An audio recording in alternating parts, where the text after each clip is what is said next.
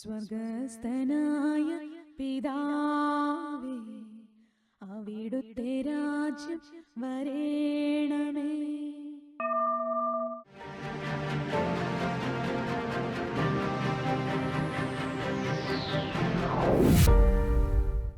പരിശുദ്ധാത്മാവ് നമ്മളെ സഭയിലൂടെ നയിക്കുമ്പോൾ നമ്മൾ ദൈവവുമായി അങ്ങേയറ്റം ബന്ധപ്പെട്ട് നിൽക്കുന്ന ഒരു ജീവിതമാണ്.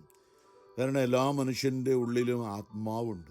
നമ്മളെപ്പോഴും ചിന്തിക്കുന്നതാണ്, ദൈവം നമ്മളെ ഇങ്ങനെ പുറകെ നടക്കുന്നത്, ദൈവം നമ്മളെ പിന്തുടരുന്നത്, അല്ലേ? ചില കാര്യങ്ങളൊക്കെ നമ്മൾ എന്തിനാ ദൈവം എന്നെ ഇങ്ങനെ ശിക്ഷിക്കുന്നത്, അല്ലേ? ചോദിക്കാറുണ്ട്, കേട്ടിട്ടുണ്ട്. ദൈവം എന്തിനാ എൻ്റെ പുറകെ നടക്കുന്നത്?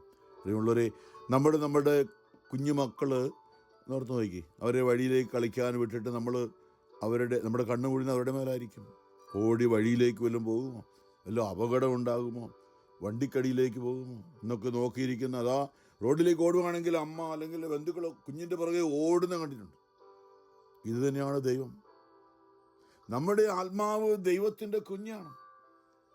ഈ ഭൂമിയിൽ നമ്മുടെ അപ്പനെയും അമ്മയും ദൈവം ഏൽപ്പിച്ചു, അവരിലൂടെ നമ്മൾ ജനിച്ചു. പക്ഷെ നമ്മൾ എപ്പോഴും ചിന്തിക്കുന്നില്ലേ, ദൈവവുമായിട്ട് നമ്മുടെ ബന്ധം, നമ്മുടെ അപ്പൻ്റെയും അമ്മയുടേതുമായ രക്തത്തിൽ നിന്നും ജനിച്ചു. പക്ഷെ നമ്മുടെ ആത്മാവ് ദൈവത്തിൻ്റെതാണ്. അപ്പനും അമ്മയ്ക്കും കുറേയൊക്കെ ഉണ്ട്, പക്ഷേ മരിച്ചു കഴിഞ്ഞാൽ പിന്നെ ഓർക്കും, കുറേ കഴിഞ്ഞാൽ പിന്നെ ആ ബന്ധമൊക്കെ തീരും.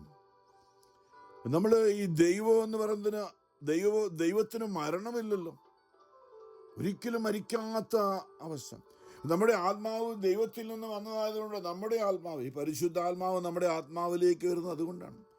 നമ്മുടെ ആത്മാവ് ദൈവത്തിൽ നിന്നാണ്. നമുക്ക് അമ്മയുടെ ഉദരത്തിലേക്ക് ചിന്തിച്ച് നമ്മൾ കഴിഞ്ഞത് വീണ്ടും നമ്മൾ ചിന്തിക്കുന്നതിൻ്റെ കാരണം നമ്മളത് ശ്രദ്ധിക്കാതെ പോവുകയാണ്. എന്തുകൊണ്ടാണ് നമ്മുടെ ഈ പ്രശ്നങ്ങളും, എന്തുകൊണ്ടാണ് നമുക്ക് രോഗപീഠകളും, എന്തുകൊണ്ടാണ് സാമ്പത്തിക തകർച്ചകളും, എന്തുകൊണ്ടാണ് ബുദ്ധിമുട്ടുകളും? നമ്മൾ വിചാരിക്കും ഞാൻ എല്ലാം ഭംഗിയായിട്ടൊക്കെ ചെയ്യുന്നുണ്ട്. എന്തും ഞാൻ പറയും, ദൈവവുമായുള്ള നമ്മുടെ ബന്ധം നഷ്ടപ്പെട്ട് എവിടെയൊക്കെ ദൈവവുമായുള്ള നമ്മുടെ ബന്ധം പുനഃസ്ഥാപിക്കാനുള്ള ദൈവത്തിൻ്റെ ഒരു ഇടപെടലാണ്. ദൈവം നമുക്ക്, ഞാൻ പറയും, എത്രയും വലിയ പാപിയാണെങ്കിൽ ഒരു തലവേദന പോലും അവർക്ക് വരാൻ ദൈവം ആത്മാർത്ഥമായിട്ട് പറയാണ്. ദൈവം ആഗ്രഹിക്കുന്നില്ല. ഇന്നത്തെ വചനമൊക്കെ നമ്മൾ ഓർപ്പിക്കുന്നതാണ്. നമ്മൾ സാത്താൻ നമ്മുടെ മേൽ നമ്മുടെ പ്രവൃത്തി മൂലം പലതുകൊണ്ട് ഇടും. അതായത് ദൈവവചനമാകുന്ന ആ വഴിയിലൂടെ നമ്മൾ നടക്കുകയാണെങ്കിൽ എല്ലാം ശുഭമായിരിക്കും. യോഹന്നാൻ 14:15 ഈശോ പലപ്പോഴും പറഞ്ഞ വചനങ്ങളുണ്ട്. എൻ്റെ വചനം പാലിക്കുന്നവനെ എൻ്റെ പിതാവ് സ്നേഹിക്കും, ഞങ്ങൾ പിതാവും പുത്രനും അവൻ്റെ അടുത്ത് വന്ന് അവനിൽ വാസമുറപ്പിക്കുമെന്ന്.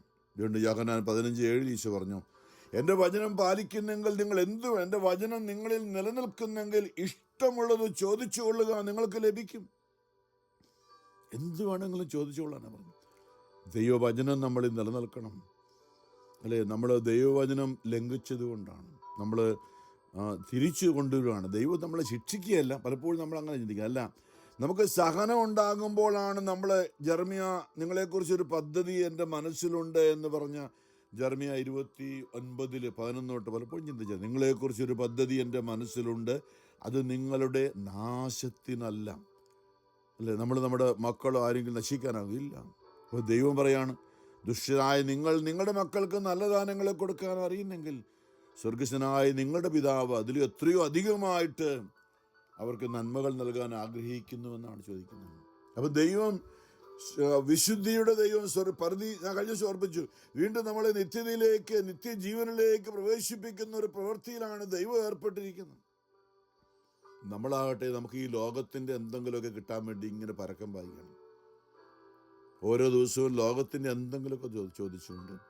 ഇപ്പം ദൈവം ചില കാര്യങ്ങളൊന്നും തരത്തില്ല. കാരണം വെച്ചാൽ അത് കിട്ടിയാൽ നമ്മൾ ലോകത്തിൽ തന്നെ തമ്പടിക്കും, ലോകത്തിൽ തന്നെ നമ്മൾ നങ്കൂരമിട്ട് ഇവിടെ തന്നെയാണ്, ഇതാണ് ജീവിതമെന്ന് കരുതി, ഇത് സാത്താൻ്റെ വഞ്ചന മൂലം നമ്മൾ തള്ളപ്പെട്ട് ഇവിടെ വന്ന് കിടക്കുകയാണ്. നമ്മളിവിടെയല്ല, നിത്യതയിൽ നമ്മൾ ഒരിക്കലും നമ്മുടെ ജീവിതം ഇനി ആരംഭിക്കാൻ പോകുന്നുള്ളൂ യഥാർത്ഥത്തിൽ. അത് നമ്മളും നമുക്ക് ദൈവം തന്ന നമ്മുടെ കുടുംബാംഗങ്ങളും എല്ലാവരും നമ്മുടെ പൂർവികരും ഒരു 4 തലമുറ വരെ നമ്മളെ കണക്ട് ചെയ്യുന്നുണ്ടല്ലോ, അല്ലേ? ഈ നാളുകളിലൊക്കെ കൂടുതലായിട്ട് തിരുസഭയിലെ വചനപ്രഘോഷകർക്ക് അതേക്കുറിച്ച് ഹീലിംഗ് ദ ഫാമിലി ട്രീ എന്നൊരു മേഖലയുണ്ട്. ഞാൻ പറയും, ഈ കൂട്ടായ്മ ഒരു 30 വർഷമായിട്ട് പറയുന്ന കാര്യം അതാണ്. എന്തെങ്കിലും നന്മയുണ്ടാകണമെങ്കിൽ അത് നമ്മൾ അറിയണം. അതായത് നമുക്കറിയാം, ഇന്ന് ഒന്നാമത്തെ വായനയിൽ ആഗോള സഭയിൽ ഇന്ന് ഞായറാഴ്ച ദിവസം ഒന്നാമത്തെ വായനയിൽ ഇന്ന് പുറപ്പാട് പുസ്തകത്തിൽ നിന്നാണ്. അതായത് ദൈവം ഇസ്രായേൽ മക്കള് ഈ 400 വർഷം ഈജിപ്ത്, 400-ൽ കൂടുതൽ വർഷം ഈജിപ്തിൽ അടിമകളായിരുന്നു. അത് എന്തുകൊണ്ടാണെന്ന് നമുക്കറിയാം.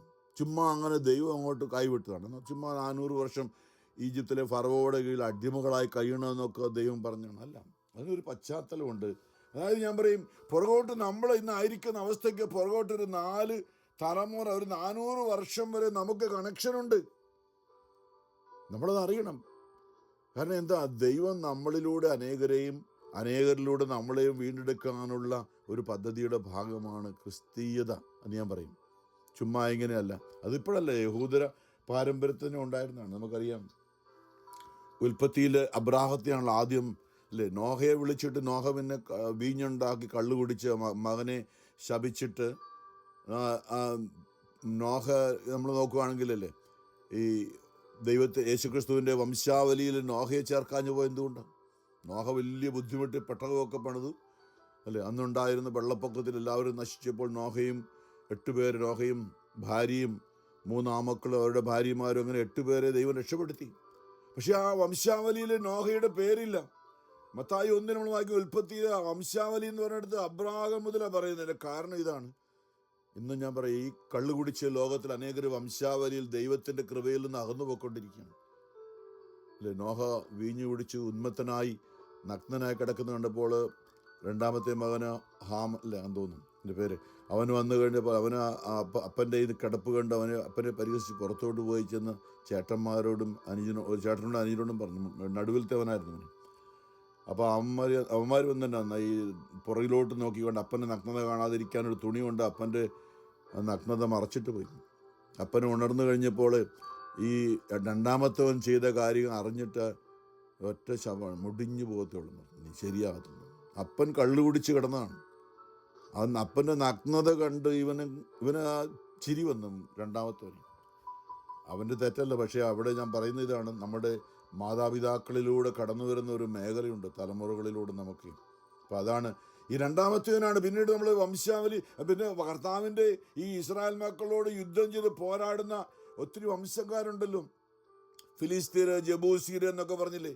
അതെല്ലാം ഈ രണ്ടാമത്തെ നോഹയുടെ രണ്ടാമത്തെ പുത്രൻ്റെ വംശാവലിയാണ്. അവർ ശപിക്കപ്പെട്ടവരായി മാറി, ദൈവത്തിൽ നിന്ന് അകന്നു പോകുന്നവരായി മാറി. അവരെ വീണ്ടെടുക്കാൻ യേശുക്രിസ്തു കാൽവരിയിൽ ബലിയായി അർപ്പിക്കേണ്ടി വന്നു. ചുമ്മാതല്ല, അവരെയും വീണ്ടെടുത്തു. കാരണം ആദം മുതൽ ഇങ്ങോട്ട് യേശുവിൻ്റെ കുരിശുമരണത്തിൽ മരിച്ചടക്കപ്പെട്ട് പാതാളത്തിൽ ഇറങ്ങിയപ്പോൾ അന്നു മുതൽ സകല മരിച്ചവരും സാത്താൻ്റെ അടിമത്തിലായിരുന്നു. അവിടെ ചെന്ന് യേശു, പത്രോസ്ലിയ എഴുതിയ ലേഖനത്തിൽ 1 പത്രോസ് 3:18 നമ്മൾ വായിച്ചു. യേശു അവിടെ ചെന്ന് ആത്മാവോടുകൂടി ചെന്ന് അവരോട് സുവിശേഷം പ്രസംഗിച്ചു. അവിടെ നിന്നും ആരോഹണം ചെയ്തപ്പോൾ, സംഗീതത്തിന് 68 പറയുന്നുണ്ട്, അവൻ ആരോഹണം ചെയ്തപ്പോൾ അസംഖ്യം തടവുകാരിയുമായിട്ടാണ് യേശു ആരോഹണം ചെയ്തതെന്ന്. പലപ്പോഴും ഞാൻ ഓർമ്മിച്ച്, വെളിപാട് പുസ്തകം 1 ഈശോ പറയുന്നു, ഞാൻ മരിച്ചു പോയപ്പോൾ ഞാൻ ജീവിക്കുന്നു, മരണത്തിൻ്റെയും നരകത്തിൻ്റെയും താക്കോലുകൾ ഇപ്പോൾ എൻ്റെ കയ്യിലാണെന്ന് ഈശോ പറഞ്ഞു. ഞാനെന്ത് കഴിഞ്ഞ ദിവസം ഓർപ്പിച്ചു, നരകത്തിൽ ഇനിയും ആരെങ്കിലും പോകണമെങ്കിൽ യേശു വിട്ടാലേ പോവുള്ളൂ. അതറിയണം വേണോ. അന്ത്യവിധി നാൾ മത്തായി 25 പറയുന്നുണ്ട്, അന്ത്യവിധി നാൾ വിധിയാളനായിട്ട് വരുമ്പോൾ യേശു തന്നെയാണ് വരുന്നത്. എൻ്റെ പിതാവിൻ്റെ വലത്ത് ഭാഗത്തേക്ക് പോകുക എന്ന് നല്ലവരോട് പറയും, ഇടത്തുവശത്തുള്ള ഒരു നരകാഗ്നിയിലേക്ക് പോവുക എന്ന് പറയും. അപ്പം അതുകൊണ്ടാണ് സുവിശേഷം പറയുന്നുണ്ട്, നിങ്ങൾ ആരെയും പേടിക്കേണ്ട, നിങ്ങൾ അവനെ പേടിക്കണം. ആരാ? യേശുവിനെ. കാരണം അവനാണ് നിങ്ങളെ നരകത്തിലേക്ക് തള്ളിവിടാൻ അധികാരമുള്ളവന്. നിങ്ങൾ നല്ലതായിട്ട് ജീവിച്ചാൽ നിങ്ങൾ പോകത്തില്ല. നമ്മുടെ പ്രവൃത്തിക്കനുസരിച്ചിരിക്കും. നമ്മൾ ധനവിധി എന്നൊക്കെ പറഞ്ഞൊരു മേഖലയുണ്ട്. അവിടെ പറയുന്നത് നമ്മൾ ഈ നോഹ ദൈവത്തിൽ നിന്ന് അകന്നുപോയി, അതുകൊണ്ട് വംശജം പറഞ്ഞു. അബ്രാഹത്തെയാണ് ഉൽപ്പത്തി 12 ദൈവം വിളിച്ചു. അബ്രാഹത്തോട് ദൈവം വിശ്വസ്തനായിരുന്നു. അബ്രാഹം ദൈവത്തോട് വിശ്വസ്തനായിരുന്നു കുറേ നാൾ. ആ അബ്രാഹത്തോട് ദൈവം എപ്പോഴും എല്ലാ ദിവസവും ഇടപെട്ടുകൊണ്ടിരുന്നു. മക്കളില്ലാതെ 100 വയസ്സായ അബ്രാഹം 90 വയസ്സായ സാറയും അവരോട് വാഗ്ദാനം ചെയ്തു, ഞാൻ നോക്കുക, ആകാശത്തിലെ നക്ഷത്രങ്ങൾ പോലെയും കടൽ തീരത്തെ മണൽത്തരികൾ പോലെയും നിന്റെ സന്തതികളെ വർദ്ധിപ്പിക്കുമെന്നൊക്കെ പറഞ്ഞു. പക്ഷെ മനുഷ്യരായ നമ്മളല്ലേ, ഈ 100 വയസ്സായ എനിക്കിനി അവിടെ കുഞ്ഞുണ്ടാകാൻ പോകുന്നത്, 90 വയസ്സായ സാറായിക്ക് അവളുടെ ആ ഗർഭധാരണ പ്രായമൊക്കെ കഴിഞ്ഞ്, അതെല്ലാം കഴിഞ്ഞതാണ്. ഇനിയിപ്പോൾ എവിടെ കുഞ്ഞുണ്ടാകും? അതുകൊണ്ട് അബ്രാഹം ഉള്ളിൽ അറിയാതെ ഇടയ്ക്കിടയ്ക്ക് സാത്താൻ ഇങ്ങോട്ട് കൊണ്ടുപറയും, ഒക്കെ ചുമ്മാണ്, നിനക്ക് നിൻ്റെ വീട്ടിലെ വേലക്കാരനായിരിക്കും, നിൻ്റെ വീട്ടിലെ ഏറ്റവും മുതിർന്ന വേലക്കാരനായിരിക്കും, അവൻ്റെ കുഞ്ഞായിരിക്കും നിൻ്റെ അവകാശി എന്നൊക്കെ പറഞ്ഞ് അബ്രാഹത്തിനുള്ളിൽ ഇങ്ങനെ ഉത്കണ്ഠയും ഭയവും ഇടയ്ക്കിടയ്ക്ക് നിറയ്ക്കുവാൻ. അവിടെയൊക്കെ അബ്രാഹത്തെ ദൈവം ഇടപെട്ട് ഇങ്ങനെ നോക്കുക ആകാശം. ഞാൻ നിന്നോട് പറയണം, അബ്രാഹം ഇടയ്ക്ക് വിശ്വസിക്കും, പിന്നെ ഇങ്ങനെ എന്താ പറ്റിയത്, അബ്രാഹത്തിൻ്റെ അവിശ്വാസം എന്ന് ഞാൻ പറയും. ഒരു മേഖലയുണ്ട് അവിടെ. നമ്മൾ അബ്രാഹം വിശ്വാസികളുടെ പിതാവെന്ന് പറയുമ്പോൾ അബ്രാഹത്തിൻ്റെ ഉള്ളിലും വിശ്വാസത്തിൻ്റെ കുറവ് തന്നെയാണ്. ഉൽപ്പത്തി 15-ാമത്തെ അധ്യായത്തിൽ അബ്രാഹം, നമ്മുടെ ദൈവം വീണ്ടും ഇടപെടുന്ന ഒരു സംഭവം കാണുന്നുണ്ട്.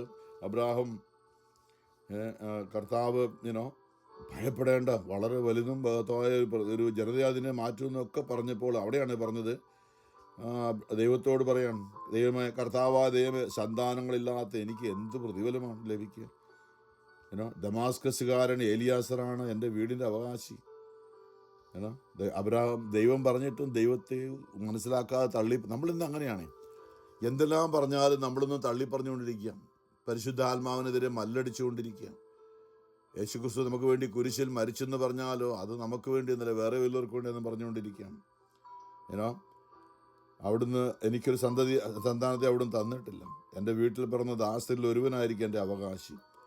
വീണ്ടും അവന് കർത്താവിൻ്റെ അരുളപ്പാടുണ്ടാകും, നിൻ്റെ അവകാശി അവനായിരിക്കില്ല, നിൻ്റെ മകൻ തന്നെ ആയിരിക്കും. അവിടെയും ആകാശത്തേക്ക് നോക്കി നക്ഷത്രങ്ങളെ കാണിച്ചുകൊണ്ട് അതുപോലെ ആയിരിക്കും എന്നൊക്കെ പറഞ്ഞു. അവിടുന്ന് അരുളി ചെയ്തു, ഈ നാട്, അന്ന് അബ്രാഹമായിരുന്ന നാട് നിനക്ക് അവകാശമായി തരാൻ വേണ്ടി നിന്നെ കൽദായുടെ ഊരിൽ നിന്ന് കൊണ്ടുവന്ന കർത്താവാണ് ഞാൻ. അതെല്ലാം പറയാണ്. നീ എവിടെ കിടന്നവനാ ഓർത്ത് നോക്കി. നമ്മളോടും പറയാണ്, നാട്ടിൽ എവിടെ കിടന്ന് നമ്മളെ അമേരിക്കയിൽ കൊണ്ടുവന്ന് ഇത്രയും നമ്മൾ പണിയാത്ത വീടുകളും നമ്മൾ കുഴിക്കാത്ത കിണറൊന്നും വേണ്ട, നമുക്ക് വീട്ടിലെ പൈപ്പിൽ വെള്ളം വരുന്ന അവസ്ഥ. നമ്മൾ എന്തെല്ലാം കാര്യങ്ങൾ നമുക്ക് വീട് നിറച്ച് എന്തെല്ലാം തന്ന ദൈവം, ആ ദൈവത്തെ മറക്കാതിരിക്കാൻ നിങ്ങൾ സൂക്ഷിക്കുന്നു. അത് ഇവിടെ നാട്ടിൽ എവിടെയായിരുന്നാലും ദൈവം നമുക്ക് തന്ന അനുഗ്രഹങ്ങളെ മറക്കാതിരിക്കാനെന്ന്. അപ്പോൾ അബ്രാഹത്തോട് ഇതൊക്കെ പറഞ്ഞു, നിന്നെ കൽദായുടെ ഊരിൽ നിന്ന് കൊണ്ടുവന്ന കർത്താവാണ് ഞാൻ. അപ്പോഴും അബ്രാഹം ചോദിക്കുകയാണ്, ദൈവമായ കർത്താവ്, ഇത് സംഭവിക്കുമെന്ന് ഞാൻ എങ്ങനെ അറിയും? നമ്മുടെ സ്വഭാവമല്ലേ. നമ്മളിവിടെ പോയി ഇവിടെ ആരെങ്കിലും പറയുമ്പോൾ അപ്പുറത്ത് പോവും, വേറെടുത്ത് പോവും. ഇവരെല്ലാവരും പറഞ്ഞത് കേട്ട് ആ പടെ കൺഫ്യൂഷനായി, ടോട്ടൽ കൺഫ്യൂഷനായി. ദൈവം പറഞ്ഞത്, ദൈവവചനം, പരിശുദ്ധാത്മാവ് പറയുന്നത് മനസ്സിലാക്കാൻ പറ്റാതെ നമ്മളിന്ന് ലോകത്തിൽ അനേകരുടെ ശബ്ദം കേട്ടുകൊണ്ട് ഇങ്ങനെ ഓടി നടക്കുകയാണ്. നമ്മുടെ ഉള്ളിൽ വസിക്കുന്ന ഒരു ദൈവത്തെ എന്താ സംഭവിച്ചത് ഇവിടെ? ഈ ദൈവത്തെ സംശയിച്ച അബ്രാഹം, ഞങ്ങൾ ഒരു ദിവസം പ്രാർത്ഥിച്ചു വന്നപ്പോൾ കുറേ വർഷങ്ങൾക്ക് മുമ്പ് ലീലുവിനെ കർത്താവ് ഒരു വെളിപ്പെടുത്തൽ കൊടുത്താണ്. എന്തുകൊണ്ടാണ് അബ്രാഹത്തിൻ്റെ സന്തതികൾ ഈജിപ്തിലേക്ക് പോയത്? അബ്രാഹത്തിൻ്റെ അവിശ്വാസം കൊണ്ടാണെന്ന്. എവിടെ നമ്മൾ കാണുന്നുണ്ട്, ഉൽപ്പത്തി 15 അബ്രാഹം അന്ന് ഒരു ബലിയൊക്കെ അർപ്പിച്ചു. പക്ഷെ ആ ബലിയിൽ ദൈവം ഇറങ്ങി വന്ന തീജ്വാലയൊക്കെ ഇതിലൂടെ കടന്നുപോയ ദൈവം പറഞ്ഞൊരു കാര്യമുണ്ട്. ഉൽപ്പത്തി 15-13 അപ്പോൾ കർത്താവ് അരുളി ചെയ്തു, നീ ഇത് അറിഞ്ഞുകൊള്ളുക. അവിശ്വാസിയായ അബ്രാഹാം വിശ്വസിക്കാഞ്ഞത് മൂലം സംഭവിച്ച കാര്യങ്ങളാണ്. നിന്റെ സന്താനങ്ങൾ സ്വന്തമല്ലാത്ത നാട്ടിൽ പരദേശികളായി കഴിഞ്ഞുകൂടും. അവർ ദാസ്യവേല ചെയ്യും. 400 കൊല്ലം അവർ പീഡനങ്ങൾ അനുഭവിക്കും. 4 തലമുറയെ, 100 അന്നൊക്കെ 100 വയസ്സ് എന്ന് പറഞ്ഞാൽ ഒന്നുമല്ല. ഒരു 4 തലമുറയുടെ കണക്ക് അവിടെ ആരംഭിച്ചാണ്. അവിശ്വാസത്തിൻ്റെ ഫലമായിട്ടാണ്. ഇവിടെയുള്ള നമ്മുടെയൊക്കെ കുടുംബങ്ങളിലും ഇന്ന് തന്നെ ഇതാണ് ഈ ഫാമിലി ട്രീ എന്നൊക്കെ പറഞ്ഞതിൻ്റെ കാരണം അതാണ്. അവിശ്വാസിയിലെ കടന്നുപോയ നമ്മുടെ പിതാക്കന്മാർ. അബ്രാഹത്തിൻ്റെ അവിശ്വാസം ദൈവമായ കർത്താവ് പറയാം, 400 കൊല്ലം അവർ പീഡനങ്ങൾ അനുഭവിക്കും, എന്നാൽ അവരെ അടിമപ്പെടുത്തുന്ന രാജ്യത്തെ ഞാൻ കുറ്റം വിധിക്കും. അതിനുശേഷം, അതായത് ഈ 10 കൽപ്പന നൽകിയപ്പോൾ നമ്മൾ ഇന്ന് വായിക്കുന്ന ഒരു ഭാഗത്തിൻ്റെ ഭാഗമാണ്. ഇന്ന് ദൈവം ഉടമ്പടി നൽകുന്നതിനെ കുറിച്ചാണ്. ഇന്ന് ഉടമ്പടി നൽകാനായിട്ട് ഈജിപ്തിൽ നിന്ന് 400 വർഷം കഴിഞ്ഞപ്പോൾ 4 തലമുറ കഴിഞ്ഞ് ദൈവം ഇടപെടുകയാണ്.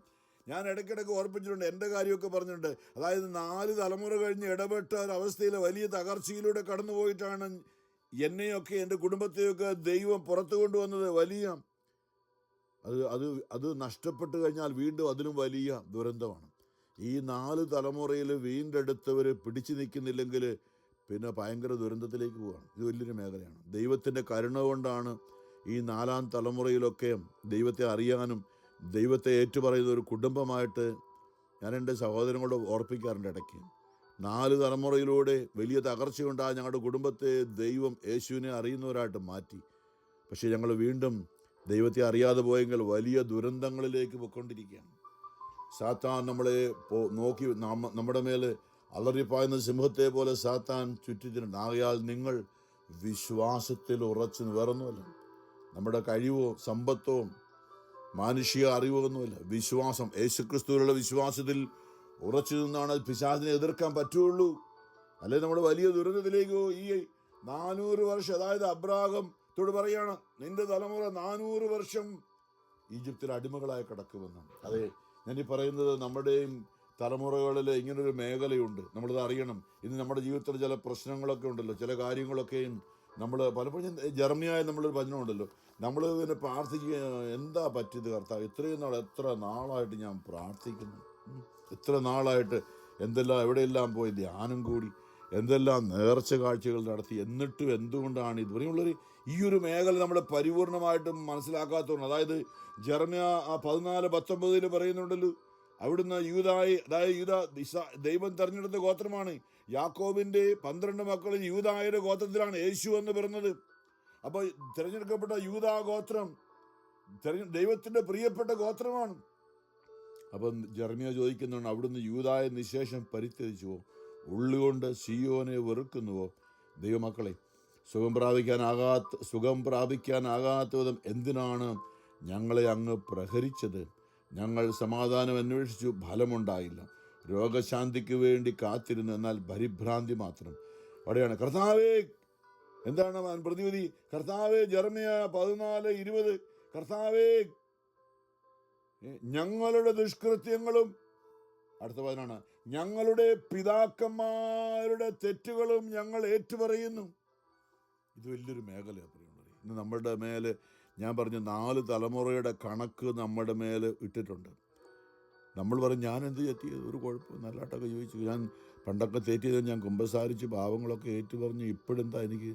ഇതൊരു മേഖലയാണ്. അതായത് നമ്മൾ കഴിഞ്ഞു പോയ തലമുറയ്ക്ക് വേണ്ടി നമ്മൾ പലപ്പോഴും ഞാൻ ഓർപ്പിച്ചിട്ടുണ്ട്. ഈയിടെയൊക്കെ പലപ്പോഴും പറയുന്നവരോട് പ്രാർത്ഥിക്കുക മാത്രമല്ല, നമ്മുടെ സഹനം കാഴ്ചവെക്കണം. നമ്മുടെ സഹനം ആണ് യേശുക്രിസ്തുവിൻ്റെ കുരിശിലെ സഹനം ഉൾക്കൊള്ളാൻ കഴിയാതെ കുറേ പേര് നമ്മുടെ തലമുറയിൽ, നമുക്കറിയില്ല, നല്ലവരും ഉണ്ടായിരുന്നു. ഒരു 4 തലമുറ പുറകോട്ട് കുറേ പേര് യേശുക്രിസ്തു അവർക്ക് വേണ്ടി മരിച്ചെന്നൊക്കെ വിശ്വസിക്കാതെ കടന്നുപോയവരുണ്ട്. ഈ അബ്രാഹാം എത്രമാത്രം പറഞ്ഞിട്ട് വിശ്വസിക്കാതെ പോയതുപോലെ ഇവിടെ പറഞ്ഞു, 400 വർഷം നിന്റെ മക്കള് ഈജിപ്തിൽ അടിമകളായിരിക്കുന്നു. അവിശ്വാസം മൂലം ദൈവവുമായുള്ള ആത്മബന്ധം നഷ്ടപ്പെടുത്തുന്നിടത്ത് സംഭവിക്കുമ്പോഴുള്ളത്. നമ്മുടെയൊക്കെ കാരണവന്മാർ എന്തെല്ലാം ജഡിക പാപങ്ങൾ, വസ്തുതർക്കങ്ങൾ, വാശിയും വൈരാഗ്യം, വിദ്വേഷവും. ഒറ്റ വാക്കിൽ പറഞ്ഞാൽ നമ്മളെന്താ മനസ്സിലാക്കാൻ വേണ്ടി പറയും, എന്താ എവിടെയാന്ന്? ദൈവം സ്നേഹമാണ്. 1 യോഹന്നാൻ 4:8 ദൈവം സ്നേഹമാണ്. ഇപ്പൊ ദൈവവുമായുള്ള നമ്മുടെ ബന്ധം നഷ്ടപ്പെട്ടത്. നമ്മുടെ അബ്രാഹത്തിന് ദൈവവുമായുള്ള സ്നേഹബന്ധമൊക്കെ പോയി. നല്ല ബന്ധമായിരുന്നു, പക്ഷേ ഇപ്പൊ സംശയിക്കുകയാണ്. ഏദൻ തോട്ടത്തിൽ ആദത്തിനും ഹവ്വായ്ക്കും നഷ്ടപ്പെട്ട അതേ രീതി തലമുറകളിലൂടെ ഇന്നും സംഭവിച്ചുകൊണ്ടിരിക്കുകയാണ്. ദൈവത്തെ സംശയിച്ചു. സാത്താൻ നുണ പറഞ്ഞപ്പോൾ ഹവ്വ ദൈവത്തെ സംശയിച്ചു. ദൈവം ഈ പഴം തിന്നരുതെന്ന് പറഞ്ഞതേ, ഇതിന്നാൽ നീ ദൈവത്തെ പോലെ ആകും. എന്തിനാ ദൈവത്തെ പോലെ ആകുക? അത് ദൈവത്തിന് ഇഷ്ടമല്ല, ദൈവത്തിന് അസൂയാണ്. നിങ്ങൾ ഇന്ന് സാത്താൻ നുണ പറഞ്ഞപ്പോൾ ഹവ്വ അത് വിശ്വസിച്ചു. ആ സാത്താൻ പറഞ്ഞ വാക്ക് കേട്ട് ദൈവം പറഞ്ഞ വാക്ക് ലംഘിച്ചു. ഇന്നും അങ്ങനെയാണല്ലോ ലോകത്തിൻ്റെ ജഡമോഹങ്ങൾ. ഇങ്ങനെ ലോകത്തിൻ്റെ നമ്മൾ കാണുന്നില്ലേ എന്തെല്ലാം മേഖലയാണ്, ജഡിക മേഖലകളിൽ. കർത്താവ് 10 കൽപ്പനകൾ തന്നിട്ട് പറഞ്ഞു, നിങ്ങൾ ഈ കൽപ്പനകൾ പാലിച്ച്, 1 ദൈവസ്നേഹത്തിലും 2 പരസ്നേഹത്തിലും. മറ്റുള്ളവരെ നിങ്ങൾ ദൈവത്തിൻ്റെ മക്കളായി കാണും. മറ്റുള്ളവരെ കാണും. നിങ്ങളുടെ കണ്ണ് വിശുദ്ധമായിരിക്കണം. നിങ്ങൾ തോന്നുമ്പോൾ നിങ്ങളുടെ ഉള്ളിൽ പിശാച് കൊണ്ടിരുന്ന ചിന്തകളൊന്നുമായിട്ട് അവരെ കാണരുത്. വാശിയും വിദ്വേഷവും വൈരാഗ്യവും വെറുപ്പുമായിട്ട് അവരെ കാണരുത്. ജഡിക പാപങ്ങൾക്ക് വേണ്ടി അവരെ കാണരുത്. ഇതെല്ലാം പറഞ്ഞിട്ട് അതൊക്കെ അങ്ങനെ, ഇതെല്ലാം ഇങ്ങനെ പറഞ്ഞുകൊണ്ട് തള്ളിക്കളഞ്ഞുകൊണ്ട് നമ്മൾ പോയ പോക്കേ നമുക്ക് തകർന്നു വീണ്. എവിടെയാണ് പറയുന്നത്? തകർച്ച എവിടെയാണ്? അപ്പം അവിടുന്ന് ഞങ്ങളും ഞങ്ങളുടെ പിതാക്കന്മാരും അങ്ങേക്കെതിരായി ചെയ്തു പോയതിനോട് നിങ്ങൾ മാപ്പ് ചോദിക്കുന്നു എന്നാണ് ഈ ജെറമ്യ. അപ്പം നമ്മളത് മറക്കാതെ ചെയ്യേണ്ട ഒരു കാര്യമാണ്. നമ്മുടെ പുറകോട്ട്. അതായത് പുറപ്പാട് 10 കൽപ്പന ദൈവം നൽകിയെടുത്ത് അവിടെ ഒന്നാമത്തെ പ്രമാണം ദൈവവുമായുള്ള സ്നേഹബന്ധം നഷ്ടപ്പെട്ടാണ് ഒന്നാം പ്രമാണം. നിന്റെ ദൈവമായ കർത്താവിനെ പൂർണ്ണ ഹൃദയത്തോടും പൂർണ്ണ മനസ്സോടും പൂർണ്ണ ആത്മാവോടും പൂർണ്ണ ശക്തിയോടും കൂടെ സ്നേഹിക്കാം. ദൈവത്തെക്കാൾ ഉപരിയായി വേറെ ഒന്നിനെ സ്നേഹിക്കാൻ പാടില്ല. ഒന്നാമത്തെ കൽപ്പനയാണ്. നമുക്ക് തോന്നി വലിയ ഭയങ്കര കട്ടിയായിട്ടുള്ളത്, പക്ഷെ അത് ദൈവം പറഞ്ഞത് സാത്താൻ ലോകത്തിൽ നമ്മളെ തെറ്റിച്ചോണ്ട് പോകുമെന്നുള്ളൂ. അതുകൊണ്ട് മാത്രമാണ് ദൈവം അത് പറഞ്ഞത്. അല്ലാതെ ദൈവത്തിന് നമ്മളിങ്ങനെ അങ്ങനെയൊന്നുമല്ല. സാത്താൻ നമ്മളെ വഞ്ചിക്കുമെന്നുള്ളതാണ് ദൈവത്തോട് ചേർന്ന് നിൽക്കാൻ പറഞ്ഞത്. അപ്പോൾ ഈ ഒന്നാം പ്രമാണ ലംഘനത്തെക്കുറിച്ച് പറഞ്ഞിട്ടാണ് അവിടെ പുറപ്പാട് 20 10 കൽപ്പന നൽകിയെടുത്ത് ദൈവമായ കർത്താവ് പറഞ്ഞൊരു വചനമുണ്ടല്ലോ, എന്നെ വെറുക്കുന്നല്ലേ. നിന്റെ ദൈവമായ കർത്താവ് അസഹിഷ്ണുവായ ദൈവമാണ്. എന്നെ വെറുക്കുന്ന പിതാക്കന്മാരുടെ കുറ്റങ്ങൾക്ക് അവരുടെ മക്കളെ 3 4 തലമുറ വരെ ഞാൻ ശിക്ഷിക്കും. ഇതെന്നെ അബ്രാഹത്തോടും പറഞ്ഞതാണ്. നിന്റെ മക്കൾ 400 വർഷം 4 തലമുറ വരെയും, അതിനുശേഷം അവിടെ നിന്ന് ഞാൻ അവരെ പുറത്തു കൊണ്ടുവരും. ഇത് വലിയൊരു മേഖലയാണ്. അപ്പം നമ്മളുടെ കുടുംബങ്ങളിൽ പുറകോട്ടൊരു 4 തലമുറ വരെ നമ്മൾ പ്രാർത്ഥിക്കേണ്ട ആവശ്യമുണ്ട്. മാത്രമല്ല ഈശോയുടെ വാക്കനുസരിച്ച് നമ്മുടെ സഹനം അവർക്ക് വേണ്ടി കൊടുക്കണം. അതായത് ഈ ലൂക്ക 9:23 ആരെങ്കിലും എന്നെ അനുഗമിക്കാൻ ആഗ്രഹിക്കുന്നുവെങ്കിൽ അവൻ തന്നെ പരിത്യജിച്ച് സ്വന്തം കുരിശും എടുത്തുകൊണ്ട് അനുദിനം എൻ്റെ പിന്നാലെ വരട്ടെ. പൂർണ്ണ ദൈവവും പൂർണ്ണ മനുഷ്യനുമായിരുന്ന യേശു ക്രിസ്തു ഭൂമിയിലെ ആ ജീവിതത്തിൻ്റെ ആ 3 വർഷം അത്ഭുതങ്ങളുടെ ഘോഷയാത്രയായിരുന്നു. തൻ്റെ ദൈവികത മുഴുവനും വെളിപ്പെടുത്തുന്ന എന്തെല്ലാം അത്ഭുതങ്ങൾ, ലോകം ഒരിക്കലും കണ്ടിട്ടില്ലാത്ത രീതിയിൽ മരിച്ചവരെ ഉയർപ്പിക്കുന്നു. ഫിസിക്സും കെമിസ്ട്രിയും ഒക്കെ തെറ്റാണെന്ന് തെളിയിക്കുന്നു. വെള്ളത്തിന് മുകളിലൂടെ ശരീരം വെള്ളത്തിൽ താന്നു പോകും. സാധാരണ നടന്നാലേ വെള്ളത്തിന് മുകളിൽ കൂടെ ആർക്ക് നടക്കാൻ പറ്റുമോ? യേശു അതിനൊക്കെ ഉപരിയാണ്. ഞാനാണിതെല്ലാം സൃഷ്ടിച്ചതെന്ന് തെളിയിക്കാൻ വേണ്ടി വെള്ളത്തിന് മുകളിലൂടെ നടക്കുന്നു. അവിടെയാണ് കൂദാശയായിട്ട് വിശുദ്ധ കുർബാന സ്ഥാപിച്ചിട്ട് 5 അപ്പം കൊണ്ട് 5000 പേരെ തീറ്റിപ്പോറ്റുന്നു. ഇന്നും ആ അത്ഭുതം ലോകത്തിൽ വിശുദ്ധ കുർബാനയോട് നടത്തിക്കൊണ്ടിരിക്കുകയാണ്. നമ്മളിതൊന്നും അറിയാതെ ലോകത്തിൽ പോകുന്ന പോക്ക് നമ്മളെ കുറ്റം പറയാൽ ഇത് ഞാൻ പറഞ്ഞത്. അപ്പോൾ നമ്മുടെ സഹനം, ഇന്നുള്ള സഹനം ഞാൻ പറയും, നമ്മുടെ സഹനം പൗലോസ് കൊളോസ്യർ 1:24 ആ വചനമായിട്ട് എപ്പോഴും കൂട്ടിച്ചേർക്കാറുണ്ട് അല്ലേ. സഭയാകുന്ന ക്രിസ്തുവിൻ്റെ ശരീരത്തിൽ വന്ന സഹനത്തിൻ്റെ കുറവ് ഞാൻ എന്നിൽ നികത്തുന്നു എന്ന് പൗലോസ് പറയുമ്പോൾ ഞാൻ പലപ്പോഴും ഓർപ്പിച്ചു, കത്തോലിക്ക വിശ്വാസ സഭ എന്ന് പറഞ്ഞ 3 തല: വിജയസഭ, സഹനസഭ, സമരസഭ. ഈ 3 സഭയിൽ വിജയസഭയിലെ സഹനം അവരെ വലിയ ഞെരുക്കത്തിലൂടെ കടന്നു വന്നവരാണ് വിശുദ്ധരായിട്ടുള്ള ഗണത്തിലുള്ളവർ. രണ്ടാമത്തേതാണ് സഹനത്തിന് കുറവ് വന്നവർ. ഭൂമിയിൽ ഇപ്പോൾ ജീവിക്കുന്ന നമുക്ക് ഇനിയും സഹിക്കാനുള്ള അവസരമുണ്ട്. ശരീരത്തിൽ ജീവിച്ചിരിക്കുമ്പോൾ ഇനിയും സഹിക്കാനുള്ള അവസരമുണ്ട്. നമ്മൾ പാപം ചെയ്തത് ശരീരത്തിലാണല്ലോ. നമ്മുടെ പിതാക്കന്മാരും പാപം ചെയ്തത് ശരീരത്തിലാണ്. ശരീരമില്ലാത്ത അവർക്ക് ഇനി സഹിക്കാൻ പറ്റില്ല. കാരണം വളരെ വ്യക്തമായിട്ട് ദൈവജനത്തിലേക്ക് പൂർണ്ണമായിട്ട് വരുമ്പോൾ 1 പത്രോസ് 4:1-2 ശരീരത്തിൽ പീഡനമേറ്റ ക്രിസ്തുവിൻ്റെ ഈ മനോഭാവം നിങ്ങൾക്ക് ആയുധമായിരിക്കട്ടെ. 1 പത്രോസ് 4:1. വീണ്ടും അവിടെ 1 പത്രോസ് 4:2 പറയുന്നുണ്ട്, ശരീരത്തിൽ സഹിച്ചിട്ടുള്ളവൻ പാപത്തോട് വിട പറഞ്ഞിരിക്കുന്നു. നമ്മൾ ഈ ശരീരത്തിൽ ഇപ്പോൾ സഭയിൽ ജീവിക്കുമ്പോൾ സഹിക്കുന്ന, അല്ലെങ്കിൽ നോമ്പ്, ഉപവാസം, പല കാര്യങ്ങളും വേണ്ട എന്ന് വെക്കുന്നതൊക്കെ സഹനമാണ്. ശരീരത്തിൻ്റെ ആഡംബരങ്ങളൊക്കെ കുറയ്ക്കുന്നത് സഹനമാണ്. നോമ്പ് ഉപവാസവും സഹനമാണ്. പാപം ചെയ്യാതിരിക്കുന്നത് സഹനമാണ്. പാപം ചെയ്യണമെന്ന് ജഡം തോന്നിക്കുമ്പോൾ ചെയ്യാതിരിക്കുന്നത് സഹനമാണ്. ഇതൊന്നും ചെയ്യാതെ തോന്നിവാസം നടന്നിട്ട് ഈ അനേകർ കടന്നു പോയിട്ടുണ്ട്. ശരീരത്തിൽ സഹനം ഉൾക്കൊള്ളാൻ കഴിയാതെ അടിച്ചു പൊളിച്ചൊക്കെ ജീവിച്ചിട്ട് ഉപദ്രവിച്ചും മറ്റുള്ളവരെ ചവിട്ടിയും തൊഴിച്ചും കൊന്നും വാശിയും വൈരാഗ്യവും വിദ്വേഷവുമായിട്ടൊക്കെ അടിച്ച് ചവിട്ടി താഴ്ത്തിയൊക്കെ അനേകർ കടന്നു പോയിട്ടുണ്ട്. അവരുടെയൊക്കെ ആത്മാക്കളെ അവരൊന്നും അങ്ങോട്ട് കയറിയിട്ടില്ല. സഹനസഭ എന്ന് പറഞ്ഞ ഒരു മേഖല, കത്തോലിക്ക സഭ, ഞാൻ പറയും അത് വളരെ പ്രധാനപ്പെട്ടൊരു മേഖല. ഇന്ന് അനേക കത്തോലിക്കൻ, അകത്തോലിക്കൻ, ക്രിസ്ത്യാനികളും എല്ലാവരുടെയും കുടുംബങ്ങൾ നടക്കുന്ന, കാരണം ഒരൊറ്റ ദൈവമാണല്ലോ, ഒറ്റ വചനമേ ഉള്ളൂ. ആരും എങ്ങനെയൊക്കെ വിശ്വസിച്ചാലും ഒറ്റ വചനമേ ഉള്ളൂ. അപ്പോൾ ഇതൊരു മേഖലയാണ്. ഞങ്ങളുടെ പിതാക്കന്മാരുടെ പാപങ്ങൾ അനുദപിക്കാതെ പോയവർ, നമ്മൾ പറയാം അല്ലേ, മറ്റു ചിലർ പറയാം അവരെയൊക്കെ ഇനിയും മരിച്ചു പോയവർക്കൊണ്ട് പ്രാർത്ഥിച്ചിട്ട് കാര്യമൊന്നുമില്ലെന്ന്. അങ്ങനെയാണെങ്കിൽ ഈ അബ്രാഹത്തോട് 400 വർഷം വരെ എന്നൊക്കെ പറയേണ്ട കാര്യം തന്നെ. ഇത് ഇപ്പോഴല്ല, പണ്ടേ ഉടങ്ങാൻ ഞാൻ പറഞ്ഞല്ലോ, ഇത് മാർപ്പാപ്പ ഒന്നും ഉണ്ടാക്കിയൊന്നുമല്ല. ഇത് അബ്രാഹത്തോട് പറഞ്ഞതാണ്. അത് പുറപ്പാട് കൽപ്പന നൽകുമ്പോൾ മോശയോടും പറഞ്ഞു. 10 കൽപ്പന നൽകിയപ്പോൾ അതാണ് പറഞ്ഞു വന്ന വചനം. പുറപ്പാട് 20 എന്നെ എന്നെ നിന്റെ ദൈവമായ കർത്താവ് അസഹിഷ്ണുമായ ദൈവമാണ്. എന്നെ വെറുക്കുന്ന പിതാക്കന്മാരുടെ കുറ്റങ്ങൾക്ക് അവരുടെ മക്കളെ 3ഉം 4ഉം തലമുറ വരെ ഞാൻ ശിക്ഷിക്കും. എന്നാൽ എന്നെ സ്നേഹിക്കുകയും എൻ്റെ കൽപ്പനകൾ പാലിക്കുകയും ചെയ്യുന്നവരോട് 1000 തലമുറകൾ വരെ ഞാൻ കരുണ കാണിക്കും. അപ്പൊ കരുണയുടെ ദൈവമാണ്. കൽപ്പനകൾ പാലിക്കുന്നവരോട് 1000 തലമുറ വരെ കരുണ കാണിക്കും.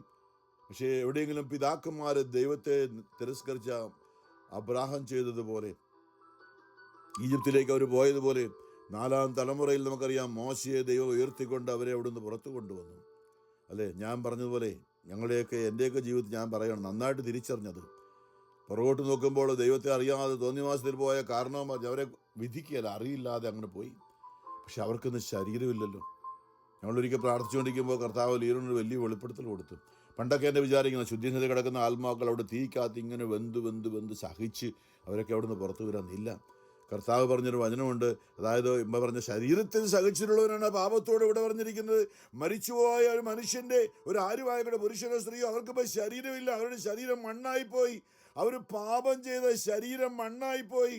പിന്നെ അവർക്ക് ശരീരത്തിൽ സഹിച്ചാലാണ് പാപത്തിൽ, ശരീരത്തിൽ സഹിച്ചിട്ടുള്ളവൻ പാപത്തോട് വിട പറഞ്ഞിരിക്കുന്നു എന്നാണ് വചനം പറയുക. യേശു എന്തിനാ ശരീരത്തിൽ സഹിച്ചത്? ആദം മുതൽ ഇങ്ങോട്ടുള്ള സകല മനുഷ്യരുടെയും 1000കണക്കിന് തലമുറകളുടെ പാപം മുഴുവൻ യേശു ദൈവമായിരിക്കും അറിഞ്ഞുകൊണ്ട് അതിനുവേണ്ടി വന്നതാണ്. അപ്പൊ യേശു സഹനത്തിലൂടെയാണ് നമ്മളെ വീണ്ടെടുത്തത്. പ്രിയമുള്ളവരെ, യേശുവിൽ ഒന്നായിരുന്നില്ലെങ്കിൽ ആ സഹനം നമ്മുടെ മേൽ വരും.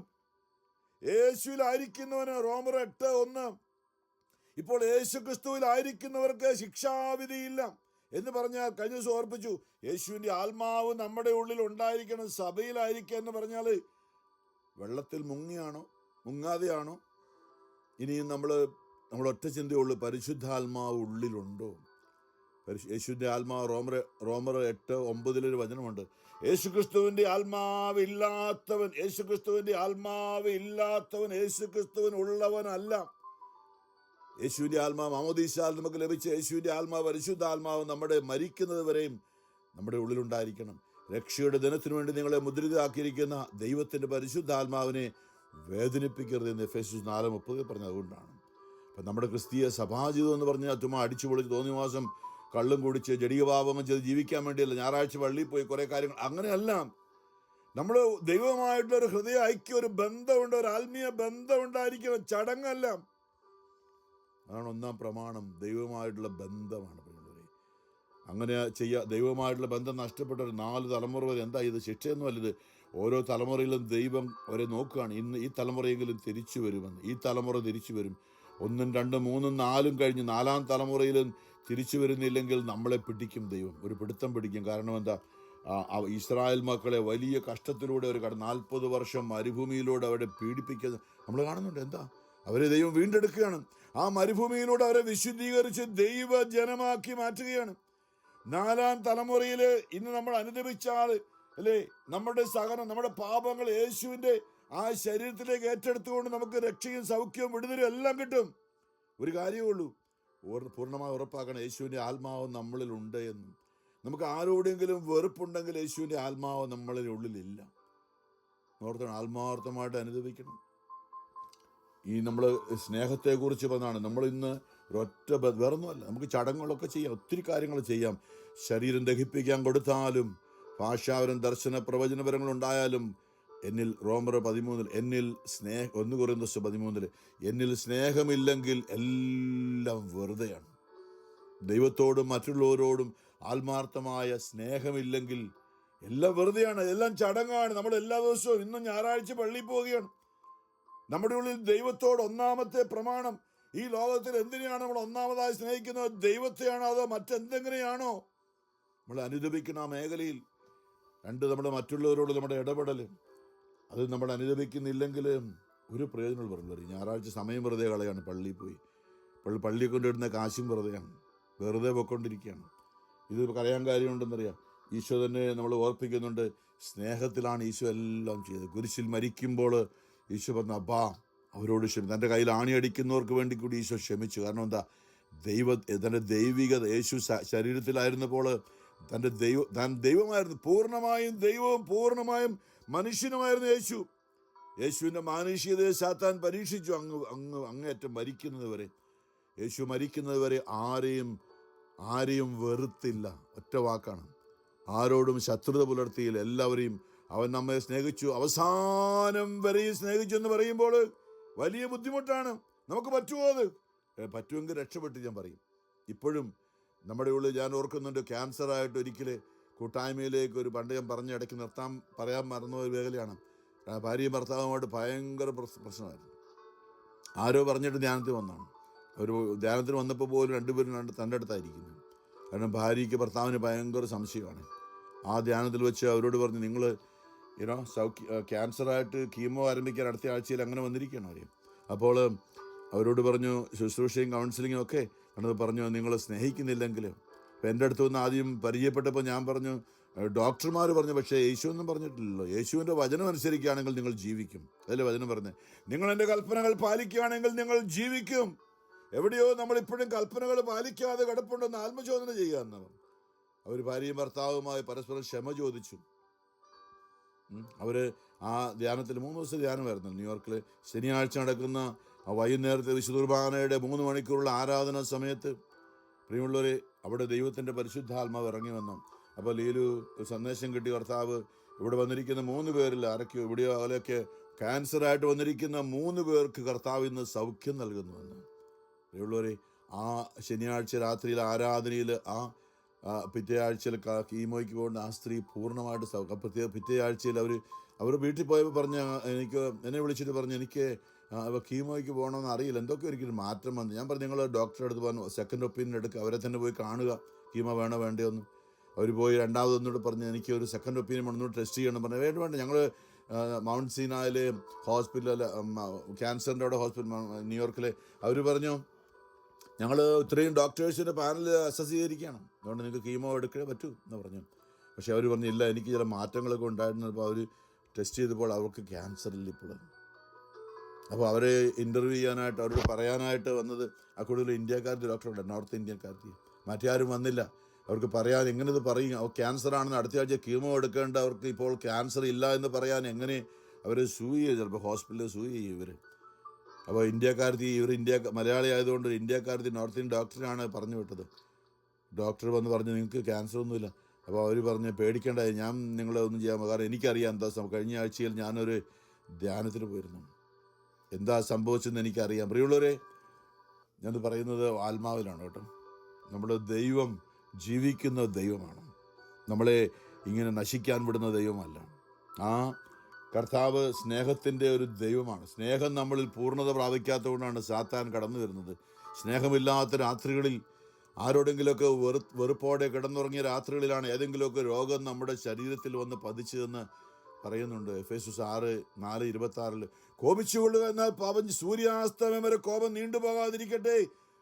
സാത്താൻ നിങ്ങൾ അവസരം കൊടുക്കരുത്. എന്താ ഈശോ പറഞ്ഞു, യോഹന്നാൻ 10:10 സാത്താൻ വരുന്നത് മോഷ്ടിക്കുവാനും നശിപ്പിക്കുവാനും കൊല്ലുവാനുമാണ്, എന്നാൽ ഞാൻ വന്നിരിക്കുന്നതോ ജീവൻ നൽകാനും അത് സമൃദ്ധമായി ഉണ്ടാകുവാനാണ്. പരസ്പരം ആത്മാർത്ഥമായി ക്ഷമ ചോദിച്ച് ഇനി ഒന്നിച്ച് ജീവിച്ചുകൊള്ളാം എന്ന് പറഞ്ഞ അങ്ങോട്ടും ഇങ്ങോട്ടും ക്ഷമ ചോദിച്ച് അവരുടെ ജീവിതത്തിൽ ആ ആരാധനയിൽ, ആ ധ്യാനത്തിൽ അവരുടെ ക്യാൻസർ വിട്ടുപോയി. ഇത്ര ജീവിതങ്ങൾ എനിക്കങ്ങനെ പറയാൻ പറ്റുന്നു. ഇത് വലിയൊരു മേഖലയാണ്. ഈശോ തന്നെ നമുക്കറിയാം, മർക്കോസ് സുവിശേഷത്തിൽ 11 പലപ്പോഴും ചിന്തിച്ചൊരു വചനമുണ്ടല്ലോ, നമ്മൾ പലതിനു വേണ്ടി പ്രാർത്ഥിക്കുന്നുണ്ടല്ലോ.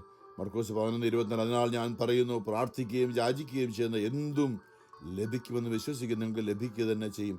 നിങ്ങൾ പ്രാർത്ഥിക്കുമ്പോൾ നിങ്ങൾക്ക് ആരോടെങ്കിലും എന്തെങ്കിലും വിരോധമുണ്ടെങ്കിൽ അത് ക്ഷമിക്കുവിൻ, അപ്പോൾ സ്വർഗസ്ഥനായ നിങ്ങളുടെ പിതാവ് നിങ്ങളുടെ തെറ്റുകൾ ക്ഷമിക്കും. 1-ാം പ്രമാണോ ഏത് പ്രമാണം ആയിക്കോട്ടെ, ദൈവം അത് ക്ഷമിക്കും.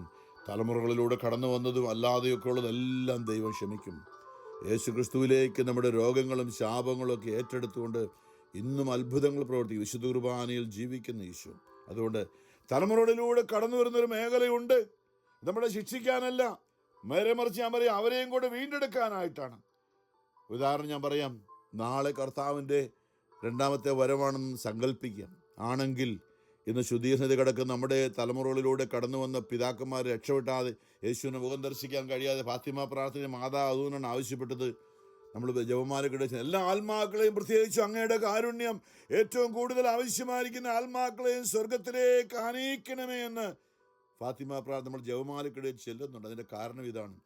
നാളെ കർത്താവിൻ്റെ വരവാണെങ്കിൽ ശുദ്ധിനദി കിടക്കുന്ന ആത്മാക്കൾ അശുദ്ധരായതുകൊണ്ട് എബ്രായർ 12 പറയുന്നുണ്ട്, വിശുദ്ധി കൂടാതെ ആർക്കും ദൈവത്തെ ദർശിക്കാൻ സാധിക്കില്ലെന്നും. അതെ, തനത് വിധിയിൽ അവർ മരണത്തിനോ നരകത്തിനോ തുല്യമായ പാപം ചെയ്ത, മരണാർഹമായ പാപം ചെയ്തവർ അതിന് വിധിക്കപ്പെട്ടു. പക്ഷേ യേശുക്രിസ്തുവിലേക്ക് വരുമ്പോൾ ഞാൻ പറയും, ഇത് വലിയൊരു മേഖലയാണ്. പക്ഷേ കത്തോലിക്ക സഭയിൽ നമ്മൾ മരിച്ചവർക്ക് വേണ്ടി പ്രാർത്ഥിക്കുന്നത് അതുകൊണ്ടാണ്. നല്ല ബോധ്യത്തോടെ അവരുടെ പാപങ്ങൾക്ക് വേണ്ടി നമ്മുടെ സഹനങ്ങൾ കാഴ്ചവെക്കണം. ഞാൻ പറഞ്ഞു, നമ്മുടെ സഹനം കുരിശെടുത്തെന്ന് യേശു പറഞ്ഞു. നമ്മുടെ സഹനങ്ങൾ കാഴ്ചവെക്കണം. കഴിഞ്ഞു പോയ 4 തലമുറയ്ക്ക് വേണ്ടിയിട്ട് അവർ മോചനം പ്രാപിക്കുമ്പോൾ അവരിലൂടെ ഞാൻ പറയും, മലമുകളിൽ മഴ പെയ്ത് കലക്കവെള്ളം വരുന്ന പോലെയാണ്. നമ്മുടെ ഇവിടെ മഴയൊന്നും പെയ്തില്ല. മലമുകളിൽ മഴ പെയ്ത് കലക്കവെള്ളം നമ്മുടെ ആറ്റിലെ വെള്ളം കലങ്ങിയതുപോലെയാണ്. 400 വർഷം അല്ലെ 4 തലമുറ മുമ്പ് പാപം ചെയ്ത പിതാക്കന്മാരിലൂടെ ആത്മീയമായിട്ട് കലക്കവെള്ളം നമ്മളിലേക്ക് വന്നുകൊണ്ടിരിക്കുകയാണ്. അശുദ്ധിയും പാപങ്ങളും രോഗങ്ങളും തകർച്ചകളും ശാപങ്ങളും ഒക്കെ യേശുക്രിസ്തുവിലായിരിക്കുന്നവർക്ക് ശിക്ഷാവിധിയില്ല. ഞാൻ പറഞ്ഞു, ശരീരം ഇല്ലാത്ത ശുദ്ധീകരണത്തിലെ ആത്മാക്കൾക്ക് സ്വന്തമായിട്ട് ഒന്നും ചെയ്യാൻ പറ്റില്ല. അതുകൊണ്ടാണ് സഭ, നമ്മളിന്ന് അവരുമായിട്ട് ബന്ധപ്പെട്ട സഭ എന്ന് പറയുന്നത് 3 തലമാണ്: വിജയസഭ, സഹനസഭ, സമരസഭ. ഭൂമിയിൽ നിന്ന് സമരസഭയിലായിരിക്കും നമ്മൾ അർപ്പിക്കുന്ന നല്ല വിശ്വാസത്തോടെ നമ്മൾ അർപ്പിക്കുന്ന കുർബാനയും ആ പരിഹാര പ്രാർത്ഥനയൊക്കെ നമ്മുടെ കാരണവന്മാർ കിട്ടുന്നു. ഞാൻ ഓർക്കുന്ന എൻ്റെ കുഞ്ഞുനാളിൽ എൻ്റെ വല്യപ്പൻ്റെ ഓർമ്മ ദിവസം, എനിക്ക് ഒരു വയസ്സുള്ളപ്പോൾ മരിച്ചെന്ന് കേട്ടിട്ടുണ്ട്.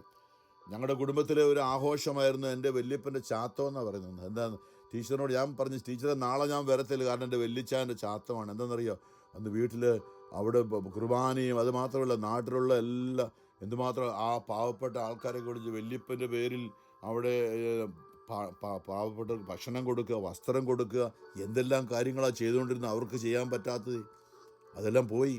നമ്മളിതുകൊണ്ടാണ് ഇന്ന് നമ്മൾ അകൃത്യഭാരം ചുമക്കുന്ന ജനമായി മാറി. ദുഷ്കൃത്യങ്ങൾ നമ്മുടെ മേൽ നിൽക്കുന്നതുകൊണ്ടാണ് ദൈവത്തിന് പോലും നമ്മളെ അനുഗ്രഹിക്കാൻ പറ്റാത്തത്. അത് ഇന്നത്തെ വചനങ്ങളെല്ലാം ഞാൻ അതിലേക്ക് വീണ്ടും പോകുന്നൊരു സമയക്കുറവുണ്ട് പ്രിയമുള്ളവരെ. അപ്പോൾ അതുകൊണ്ട് ഇന്ന് ഇസ്രായേൽ മക്കളെ കാണാൻ ദൈവം മരുഭൂമിയിൽ മലയുടെ മുകളിൽ സീനായ്മയിൽ ഇറങ്ങി വന്ന പുറപ്പാട് 19 1 വായനയിൽ കർത്താവ് പറഞ്ഞ് മോശയുടെ മലയ്ക്ക് ചുറ്റും വേലി കെട്ട, കാരണം ഈജിപ്തിൻ്റെ അടിമത്തിലൊന്നും അവർ അശുദ്ധിയിലാണ്. എന്നാൽ ഞാൻ പറയും, പൗലോസ് പറയുന്നുണ്ട്, യേശുക്രിസ്തു കുരിശിൽ മരിച്ചപ്പോൾ ആ തിരിശിൽ 2ആയിട്ട് കീറി ദേവാലയത്തിൻ്റെ ആ മലയ്ക്ക് ചുറ്റും അന്ന് വേലി കെട്ടിയെങ്കിൽ യേശു കുരിശിൽ മരിച്ചപ്പോൾ ദൈവവും നമ്മളുമായുള്ള ആ അകലം അകറ്റി. അവൻ നമ്മുടെ ആത്മാവിൽ വന്ന് വസിക്കുന്ന ദൈവമാണെന്ന്. നമ്മുടെ പാപങ്ങളെ ഏറ്റെടുക്കാൻ അനുതാപത്തോടെ എല്ലാവരോടും ക്ഷമിച്ചുകൊണ്ട് സ്നേഹാരൂപിയാണ് പരിശുദ്ധാത്മാവ്. പരിശുദ്ധ പരമാ ദൈവകാരുണ്യനാഥനായ ഈശോയ്ക്ക് എന്നേരവും ആരാധനയും സ്തുതിയും പുകഴ്ചയും ഉണ്ടായിരിക്കട്ടെ.